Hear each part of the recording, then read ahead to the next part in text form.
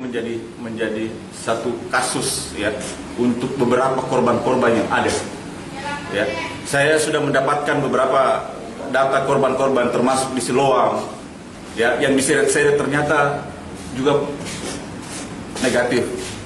Di Manado sana yang sakit jantung meninggal ya mau dipaksakan untuk dia, tapi ternyata mereka bisa saja.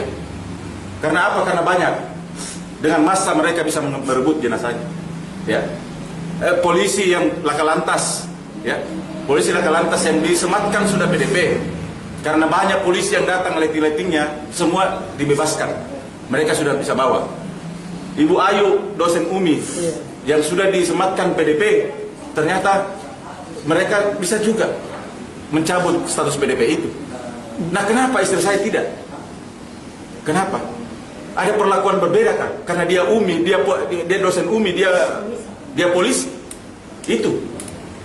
Jadi apapun konsekuensinya, saya berpikir begini bahwa COVID ini sengaja didesain untuk menakut-nakuti masyarakat. Tanggapan Bapak karena ada unsur politik? Sangat jelas bahwa ada SK Menteri Keuangan yang menyatakan 321 juta per pasien. Ada. Saya upload di Facebook saya semua itu. Silahkan dibaca. Distatuskan PDP dengan tulisan tangan. Ya, dengan tulisan tangan. Lihat, status PDP-nya dengan tulisan tangan. Ini hasil swab yang menyatakan istri saya negatif.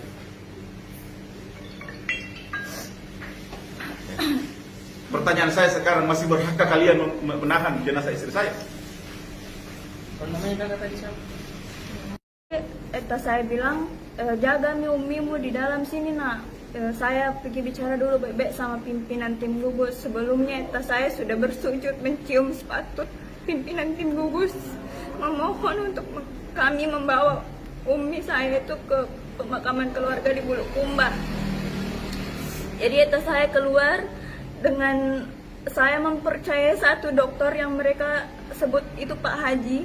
Nah, Pak Haji mengatakan, iya dek, kita akan cuman kafankan ibu. Nanti kalau mau disolatkan, kita tunggu bapak untuk masuk juga solat sama-sama. Jadi saya percayakan sama Pak Haji saya, karena saya berpikir Pak Haji tidak bakalan membohongi saya. Oke, sebelumnya kita memang mau ambil seluruh hak kami membawa jenazah Umi untuk dimandikan, dikafankan dan dimakamkan. Tapi dengan mereka bujuk kami, akhirnya kami melunak dan baik Pak, baik dokter, silahkan dimandikan, silahkan dikafankan, tapi tolong kami yang bawa untuk dimakamkan. Nah, setelah itu saya keluar, mereka sudah memulai proses tayamum. Ternyata hanya di tayamum, umi saya tidak dimandikan, padahal umi saya bukan COVID. Umi saya tidak dimandikan, cuma ditayamum. Kemudian baju di badannya dia pakai, dibungkus dengan kafan. Setelah itu mereka bungkus lagi dengan plastik. Betapa hancur hati saya melihat itu. Umi saya bukan COVID. Dan setelah itu mereka mau masukkan ke dalam peti. Nah, kita sebagai orang Islam ya, kita tidak memakai peti untuk dikuburkan ibu bapak. Nah, saya menolak untuk umi saya dimasukkan ke dalam peti, tolong masukkan ke keranda. Nah, mereka menolak itu. Ada satu orang tim gugus sudah menarik tangan saya dengan keras. Saya pun bersikeras memegang peti agar supaya peti itu tidak dimasuki oleh jenazah umi saya. Tapi apalah daya, saya satu lawan banyak ya waktu itu. Akhirnya jenazah umi saya berhasil masuk ke dalam peti. Dan saya memohon supaya jangan dulu disolatkan, tunggu saya kembali dari luar pembicaraan. Mereka tetap membawa umi saya mengangkat peti ke atas meja yang beroda, dan saya diseret jauh dari peti. Dan saya lihat peti umi saya sudah dipalu-palu, ditutup. Padahal umi saya agama Islam, kita nggak memakai peti untuk dikuburkan. Dan saya diseret seperti barang. Baju saya, jilbab saya diseret seperti barang. Badan saya sudah sakit, saya sudah tidak peduli, saya memegang besi yang di dinding. marahi umi saya agar saya bisa mengambil dan membuka peti lagi, tapi apalah daya saya. Setelah itu saya meronta-ronta menangis sekuat tenaga supaya eta saya dengar, berharap dia akan datang, tapi eta saya tidak datang. Sampai saat sudah disolatkan, mereka membohongi kami dan mengambil jenazah umi saya. Lagi mau diberangkatkan ya. Dan setelah itu mereka membawa jenazah di depan mata saya pun disekap agar tidak bergerak.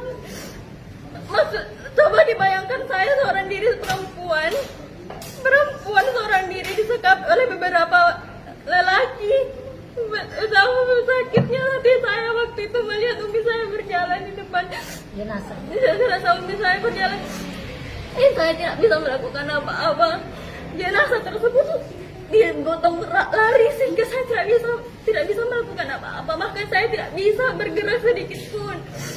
Dan mereka sudah memberikan sedikit kelonggaran, saya pun langsung lari ke depan. Dan saya melihat itu saya sudah di depan mobil jenazah tidur. Dan saya pun baru mengerti ternyata tadi itu bukan pembicaraan yang baik, tapi salah satu teknis buat mereka menyekap eta saya supaya saya tidak ada teman di dalam. Mungkin mereka berpikir saya cuma anak-anak. Saya cuma anak-anak seorang perempuan yang tidak berdaya, makanya mereka sengaja mengambil eta saya. Dan saya pun tidak terima, saya naik ke atas mobil jenazah supaya saya memblok mobil jenazah supaya tidak pergi. Saya melihat adik-adik saya yang tidak sempat melihat jenazah saya. Adik saya 2 orang, masih SMA dan SMP. Mereka tidak sempat melihat untuk terakhir kalinya, padahal mereka dari malam. Mereka hanya dijanjikan, iya sebentar dek, kamu pakai baju astronot masuk ke dalam bisa, tapi sebentar sampai pagi tidak ada. Mereka tidak pernah masuk. Dan kami di dalam ya sudah memohon, sudah bersujud